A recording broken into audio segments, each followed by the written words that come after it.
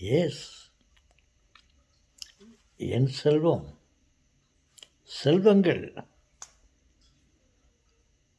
உங்கள் அனைவருக்கும் மாலை வணக்கம்.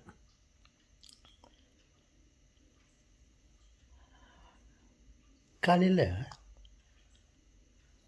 அப்படி ஏதோ வேலையாக போயின்னு இருந்தேன். அங்கே ஒரு ஏழை ஒரு எதிரில் ஒரு துண்டை போட்டுன்னு உக்காந்துட்டு ஒரு பாட்டு பாடின்னு இருந்தான். ஏழைக்கு ஏது இன்பம்,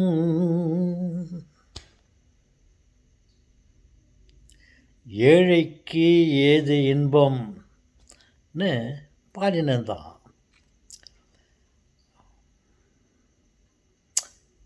அதை கேட்டு எனக்கு ரொம்ப கவலையாயிடுச்சு.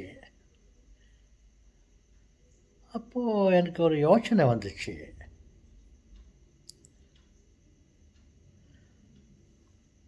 அவனுக்கு நம்ம ஒரு பெரிய உதவி பண்ணால் அவன் ஏழை நிலைமையிலிருந்து வசதி உள்ளவனாக ஆயிடலாம்.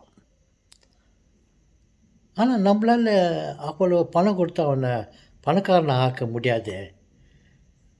என்ன பண்ணுறதுன்ட்டு ஒரு யோசனை வந்துச்சு.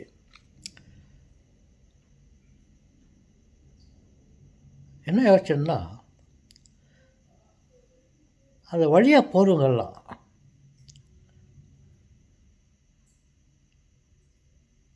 அவனுக்கு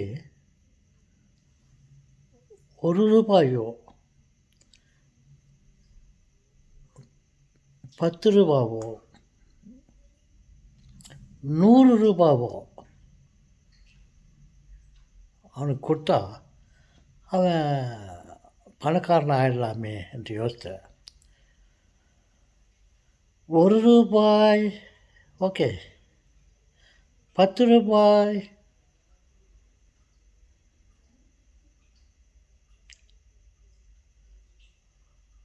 ₹100 யாருக்கும் உதவி செய்யறதுக்கு மனசு வராது. அதனால் ஆளுக்கு ₹1, ஆளுக்கு ₹1 வீதம் அந்த ஊரில் இருக்கிறவங்கெல்லாம் சேர்ந்து அவனுக்கு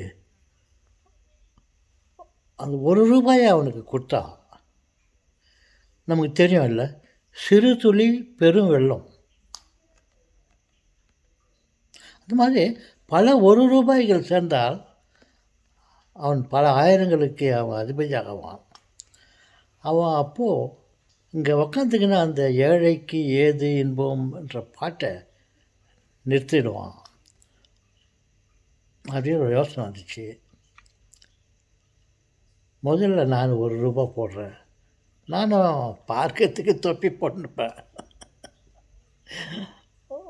பல்லு கூட ஃபுல்லாக இல்லை, என் பாக்கெட்டில் காசும் இல்லை.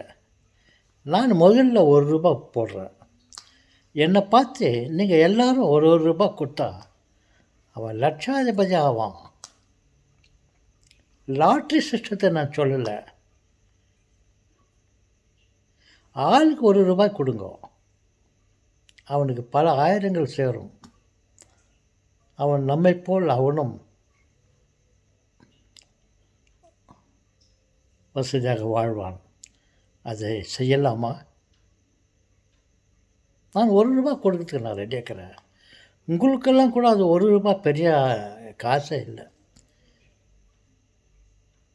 அந்த காசை அவனுக்கு கொடுத்தா நல்லா இருக்குமேன்ற ஒரு யோசனை வந்துச்சு.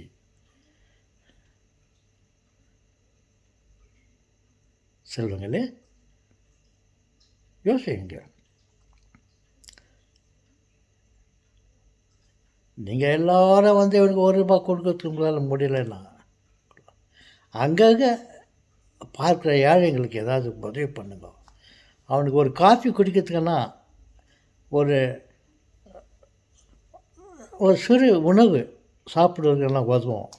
நீங்கள் அவனை பல ஆயிரங்கள் லட்சாதிபதி ஆக்க வேண்டிய சிந்தனை கூட வேண்டாம்.